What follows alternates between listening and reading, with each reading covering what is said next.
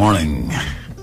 16th of March, and it's 9:02, and we're here again at Living. And you lively up yourself, because life is about living. And you know, we take this life for granted, and we go through every day thinking that there's tomorrow. How about a gentleman who went to bed and kissed his wife and says, "Honey, I'll see you in the morning," and he never woke up? You know, I always wonder about just the transition from this world to the next. And you don't even know about it. I understand that you held Daddy's hand, and Dad says, well, you know, he's got chronic, some type of chronic illness, and cancer, or whatever it would be, a stroke or whatever. And then he says, "Honey, I'll see you." And you were able to spend a good half a month or 2 weeks, 3 weeks, 4 weeks with him. And you can close, and you can ask for forgiveness, and you could ask, you know, you can talk to him and see how he feels, and he can tell you all of those secrets that he may have had in the past, and he could tell you all the things that you wanted to know. But you ever thought about when they leave just like that? They didn't even know they left this world. Going to sleep and not waking up, you don't know what's happening. It's gone. What happens? Isn't that an enigma? To me, it is. I, as a boy, have been always pondering on this stuff and wondering what happens. So, anyway, we're going to talk today. We got one of our favorite doctors in the house today, Dr. Carlisle Goddard. He was here a couple of weeks ago, and we talked about we knew a little bit about him and his lifestyle. Today he's going to talk about what he specialized in, endocrinology. This is the study of endocrine glands. And you know, our body survives based on all the secretions of all these glands that maintains a balance and so forth. So he's here, and we're going to introduce him in a few.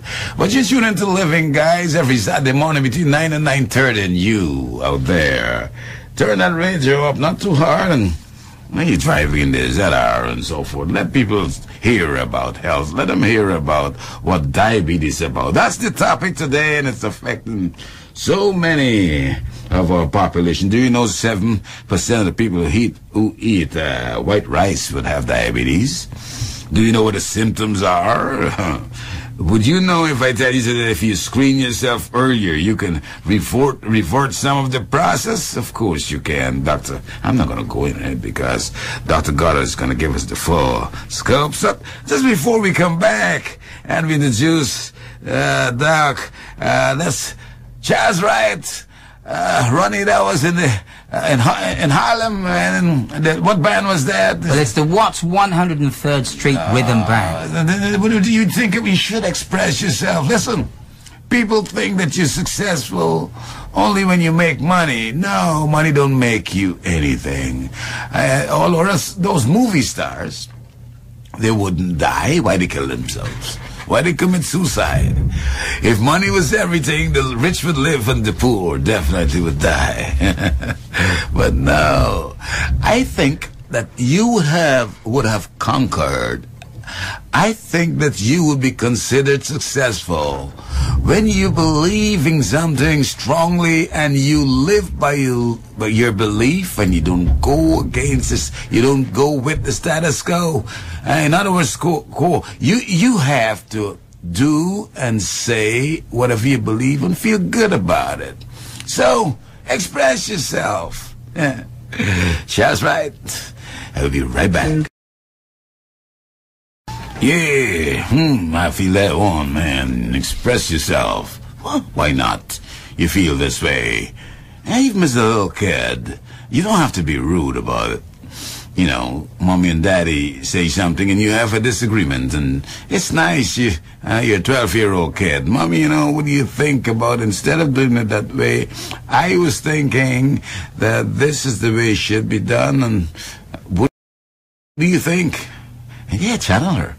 Yeah, you take your children and you use that power they have. They're going differently now. You channel that in the right direction. So express yourself. Listen to their thoughts. You mean we learn from the little ones? I do. I got a Ashley there and Anna, and every now I sit down and I listen to them and I learn from them. Dr. Goddard, morning. Good morning. How are you, sir? Yeah, God, it's good seeing you, man. Come a little closer so they can hear you. I know you got a deep voice too, and you could bellow right across this studio. And Ronnie on the other side is just laughing there. You down south there, buddy. We up north. We facing Ronnie right now in the studio, and I'm happy to have Dr. Goddard here. Listen, guys, it's about diabetes.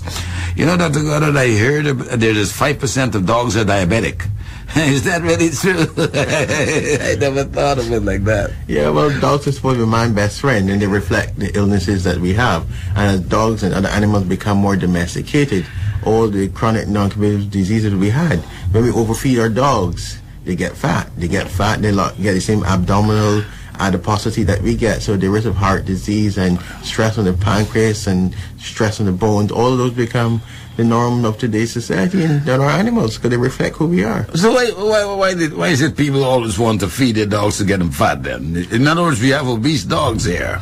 Well, some of us have obese dogs. Not that all dogs are obese, but we don't take the time to exercise the animals. We become so domesticated, and as our lives become so busy, our dogs are left at home, sometimes in kennels, sometimes in the house, and now it's getting hot. They're going to get miserable. They're going to get hot spots, and they just want to move. And so we have them locked down. But if you take a nice stroll in the evening after you get home from work with your dog, the dog will protect you. And also it gives you a chance to exercise, and gives you a chance to exercise your dog. It's your best friend, it's your counterpart. You should spend that time with them, and at the same time get that exercise in.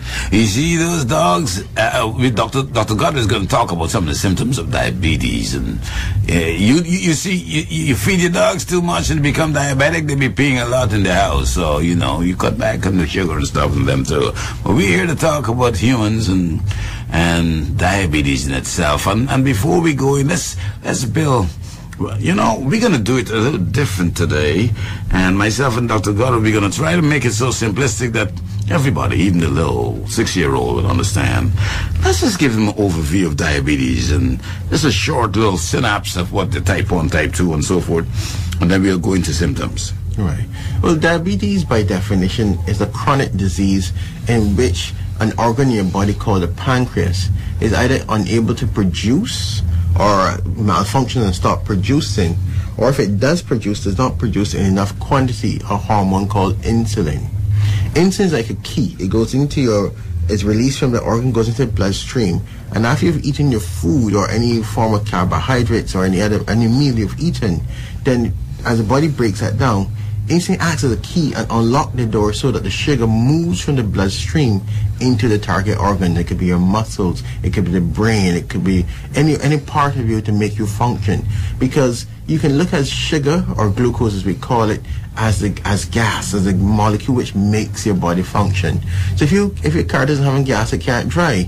If it's getting dirty gas, it stops. It just gives trouble starting. So if your body's not getting enough insulin, then you'll become slow. You can't think straight. You're going to have problems seeing. You're going to get more infections. Your body doesn't recover as good as it should, as fast as it should. You start passing urine. You start losing your appetite. And then your body just starts not functioning the way it used to. You say, well, so many excuses that we have. Oh, I just didn't drink enough water today. Oh, I'm just tired. Oh, I'm drinking coconut water, so I'm passing a lot of water. All the excuses that we come up with, as opposed to listening to our body and recognize something different has occurred. What is it? So in essence, diabetes is insidious. It's there in the background, just eating away at you if you don't take care of how you eat, or you don't look after yourself, or you don't get checked. In Barbados, a lot of us have diabetes, and so anyone over the age of 40 who has a family member, your mother, your brother, your sister, who has diabetes, then you must be checked. Anyone who's overweight, anyone who's obese should be checked. Any pregnant woman who's had a baby over 9 pounds should be checked. Anyone who realizes that they get them in the night to pass water more than 3 and 4 and 5 times, that's not right. Something's wrong. Come and get checked. There's so many health screens and service club providing testing on a regular basis. Any supermarket corner, any pharmacy you go, and and even look at Nights Health Club, beautiful program. You go into the pharmacy where you're waiting to get your medication, stop and get your blood pressure and so on checked. So with all these health facilities around, giving you that chance to get yourself tested, go test. But remember, when you go for your blood test, always tell that person what time you last ate. Because if you just had breakfast in half an hour and you rush out to go and pick up the Sunday paper and they're testing, you're going to get tested. Of course, your blood sugar will be elevated because the food that you consume for your breakfast or the food you just consume is still now being broken down, being packaged. So as you're at that point where the blood sugar is rising. So even though you get a blood sugar that is high at that time, it does not necessarily mean that you have diabetes. When you go in the supermarket, they have all these promotions up and you're tasting this and tasting that. And then you go outside and just before your car wash, you see that person they're testing, then the health checks. You go get checked again. We just consume some in the supermarket. So again, your blood sugar might be up. But if you've eaten more than 2 hours and they do that health screen and your sugar is elevated or beyond the recommended limits, then you must go and see your healthcare professional as soon as possible. Could you give us some numbers? Yeah. What should they look at? I was coming around to that.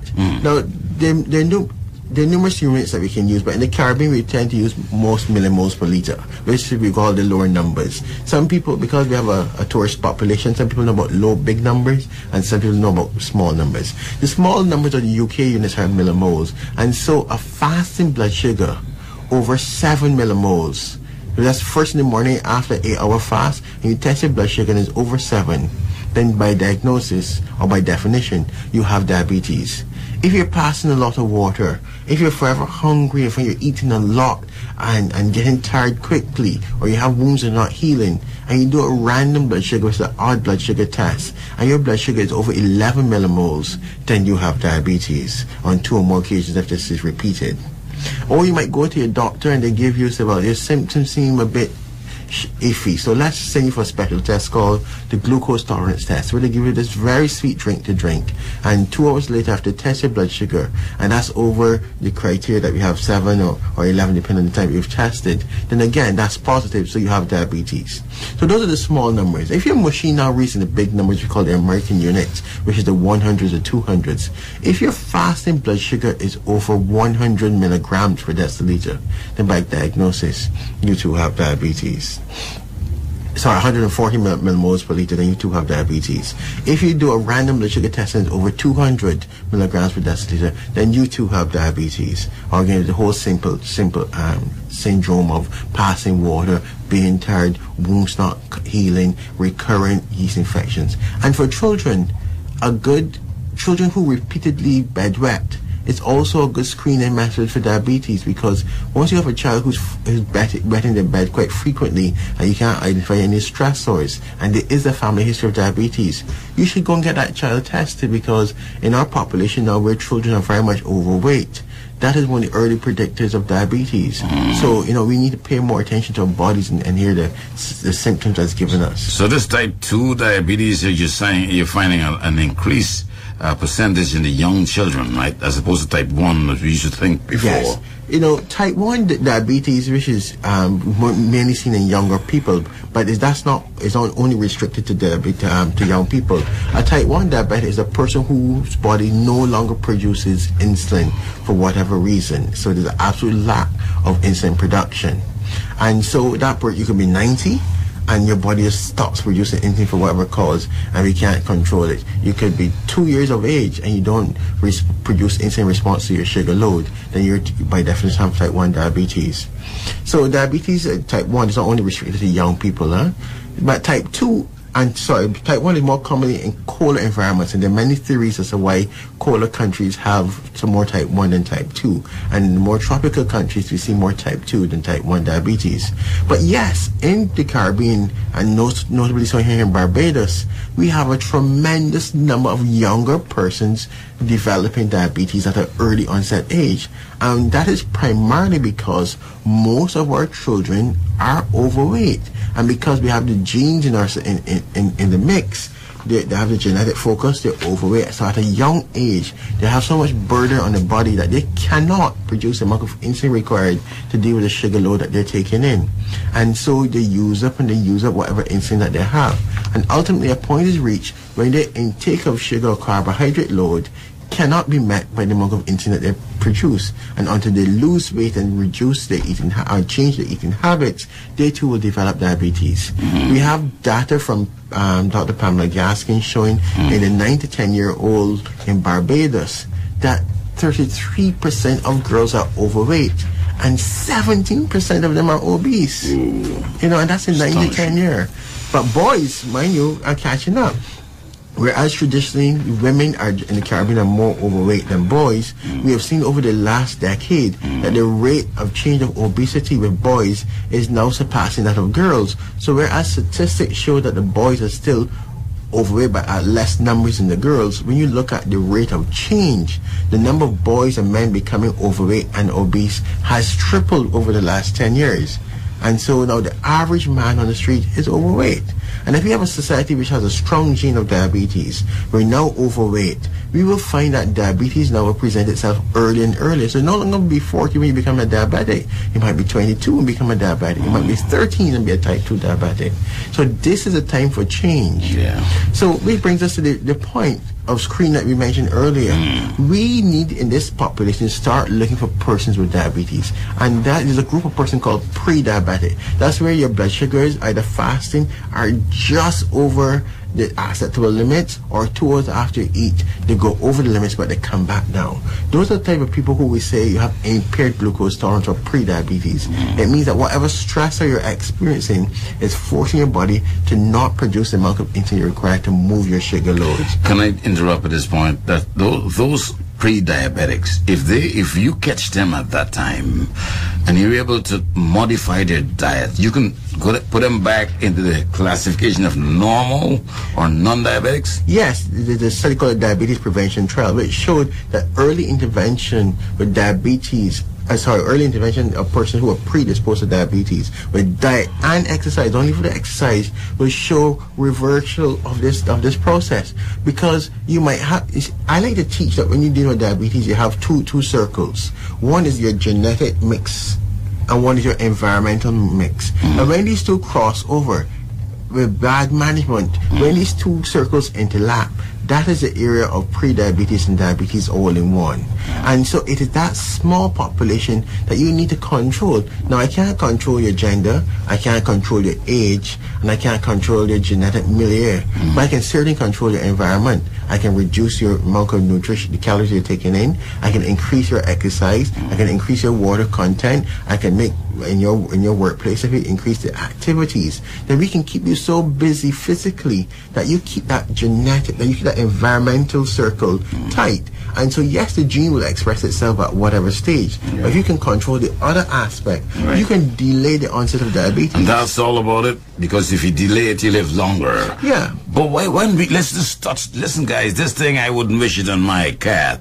Diabetes is a severe, chronic, debilitating disease, and it's something, and normally associated with it, I call it a trio. It brings pressure and cholesterol with it. Let's look over some of the things that can happen, and then we go wrap it up with the treatment. Head, let's think of, first of all, the brain. Yeah. Effects in the brain. Let me put a plug in there before. Whereas diabetes is diabetes uncontrolled or diabetes poorly managed is a debilitating disease. But if you manage your diet, you manage your exercise program, you manage your medical regime, you can have the label of being a person with diabetes, but you can live a complete normal life. Would your risk still increase for all these complications? Well, you can normalize that risk, because of the genetic change, you start the dex slightly low. You start with about 14% lower than the average person. But if you control all of these things, you can live a completely natural life. You will still be at risk because you can't cure diabetes at this stage. So the underlying genetic change is there. So if you get stress or a severe illness or something, yes, the gene will kick in and you will manifest the disease. But if you do all the tenets that we've outlined and correct them,